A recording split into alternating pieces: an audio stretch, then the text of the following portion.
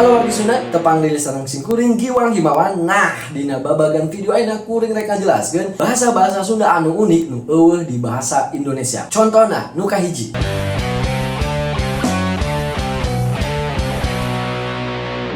Kata kagok. Kata kagok moal aya di bahasa Indonesia. Dina ayana oge bahasa Indonesia nyaeta nanggung. Nah, beda arti kalau misalkan kata nanggung di bahasa Sundakeun jadi beda arti. Contohna, bahasa Sundana larapana kieu. Eta maneh tulisnya halangan motor teh ngagokan. Nah, kalau kita larapin ke bahasa Indonesia, kalau kita larapin teh naonnya? Implementasikan benernya. Jadi kalau misalkan kita bahasa Indonesiain, itu motor jangan di situ nanggungin. Nah, jadi beda. Jadi kata kagok itu nggak ada kata bakunya di bahasa Indonesia. Jadi kagok jadi nanggung. Jadi kalau ngagokan nanggungin dong, nggak ada kata bakunya di bahasa Indonesia. Jadi harus dilihat dulu kata sebelumnya dulu. Kalau misalkan kata motornya ngagokin, berarti bukan nanggungin. Oke, next yang kedua yaitu kata cing. Cing atulah, cing atulah. Cing atuh mana? Gerak ini jik. Kata bahasa Indonesia itu nggak ada yang namanya kata cing. Nah, di bahasa Sunda mah eta aya kata cing. Cing atuh mana buru gerak ini? Kalau bahasa Indonesia apa ya? Buruan gih. Mungkin kata gih ya. Buruan gih, berangkat sono. Nah, paling kan bahasa Sunda itu. Jadi bahasa Sunda mah unik. Aya kata cing atuh. Nyobaan cik atuh. Ya, kata cing atau ciknya bahasa Sundanya. Bahasa Sunda mah memang unik. Jadi eueuh kata bakuna di bahasa Indonesia. Next nyata beambe. Beambe. Ini gitu-gitu ting. Bahasa Indonesia naonnya? Beambe. Di bahasa Sunda mah aya kata beambe. Lamun bahasa Indonesia buju buset.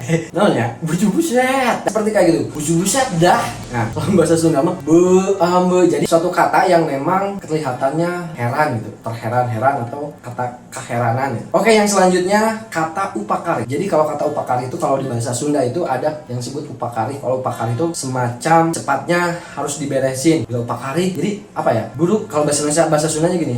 Buru gua tuh isu-isu teh gerak upakari, nyangu, hukum piring, gegero, naon nah. Jadi kalau misalnya bahasa Indonesia kalau pagi-pagi itu cepet-cepet kamu masak nasi, beresin dapur, mbah wadah dan sebagainya. Jadi bahasa Sunda upakari itu biasanya dipakai sama orang Sumedang, orang Garut. Next nyata kata lalawora. Lalawora, lamun di Sumedang lalawora, mun di Ciamis mah caliwera. Nah, itu sama aja. Caliwera sama lalawora, cuman beda bahasanya. Lalawora kalau kita bahasa Indonesia itu nggak ada lalawora. Jadi kalau misalkan lalawora sia maneh. Nah, eta lalawora sia maneh rek ngalawan eta jiger terminal. Lu berani ya mau ngelawan. Jadi semacam lalawora itu bahasanya apa ya, Mbak? Lalawora itu jadi kalau bahasa itu orang beraninya lu kayak gitu lah. Jadi kalau bahasa Sunda tuh aya kata lalawora. Unik kan? Unik tentunya. Next nyata ngakel. Ngakel, lamun bahasa Indonesia itu ngakel. Ngakel itu kalau bahasa Indonesia itu apa ya? Habis kalian masak nasi, terus si nasinya tuh digini sama diaduk, terus ada semacam hid. Kalau bahasa Sunda tuh hid, kipas lah, dikipasin biar si nasinya itu pulen.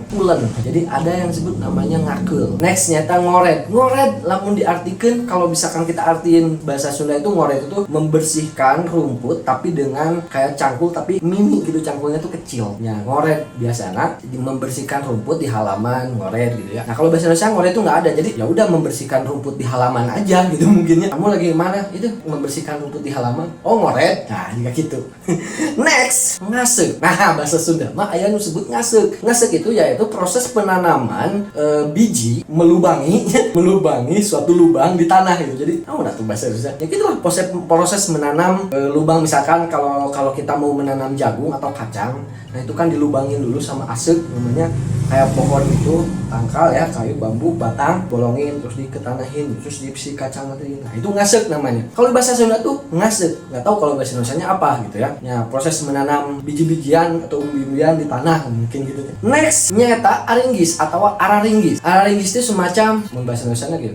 Ini araringgis. Jadi semacam ketakutan sesuatu hal yang takut gitu. Jadi kalau misalkan kalian jalan di satu jembatannya itu airnya tuh gede gitu ya. Nah, jadi takut gitu.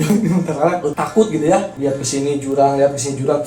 Nah, disebutnya kalau di Sunda itu araringgis. Jadi sarayun gitu, ketakutan gitu, takut jatuh. Nah, kalau bahasa Indonesia apa ya kalau gitu araringgis? Takut jatuh, takutan atau khawatir, entah lah. Sunda mah unik. Next yang selanjutnya adalah culeos. Ari leos. Bahasa Indonesia namanya membiarkan terus kamu pergi gitu. Nah, itu culeos disebutnya. Jadi kalau misalkan di Sunda mah ya culeos. Jadi dia udah ngediemin terus dia pergi. Nah, itu ada culeos. Next nyata Maruk. Maruk teh kalau bahasa di Garut Selatan mah marok. Beda-beda, ada maruk, ada maruk. Maruk tuh, maruk. Maruk itu berasal dari kata marukankeun.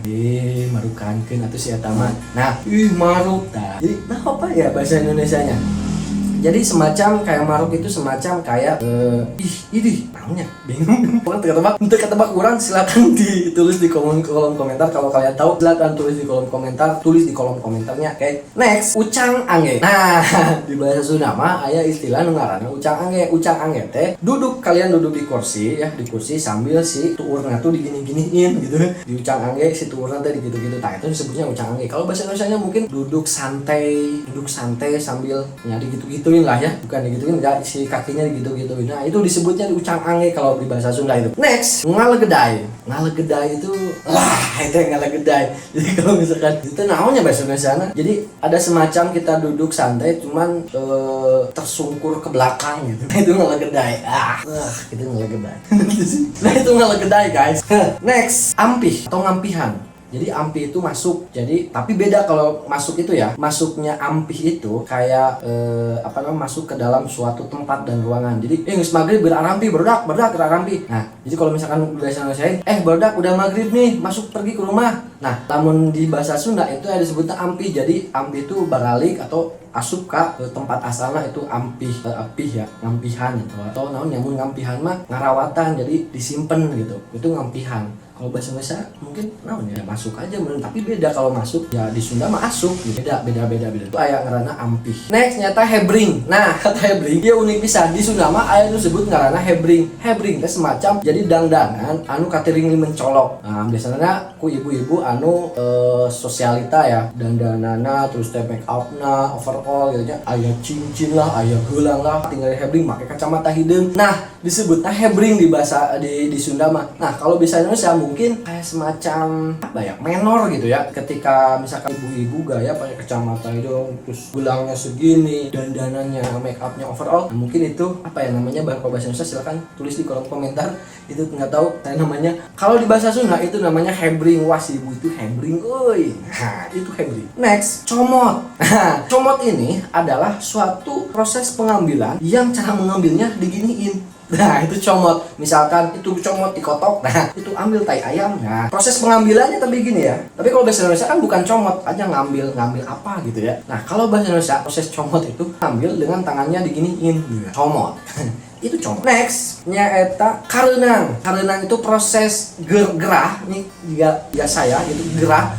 Cuman karenang itu lebih gerahnya itu nggak enak di dalamnya, itu nggak enak gitu badannya karena keringat kita terus panas, terus keringat kita itu di dalam itu banyak cair, banyak air gitu ya, banyak keringat. Nah, itu disebutnya karenang. Kalau misalkan di bahasa Indonesia mah ya gerah aja, nggak enak badan, terus nggak enak ya, keringat di dalam jadi apa ya. Atau misalkan kalau kalian habis kehujanan basah celananya itu jadi karenang gitu. Nah, kalau bahasa Sunda ya ngarana karenang tuh di bahasa Indonesia. Next, jigong.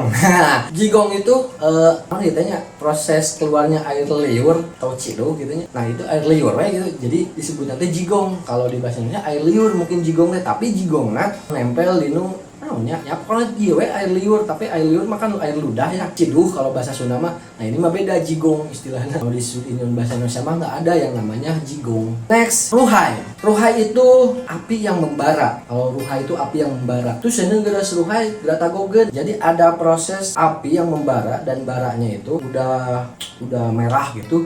Namanya ruhai di Sunda mah. Di bahasa Indonesia mah.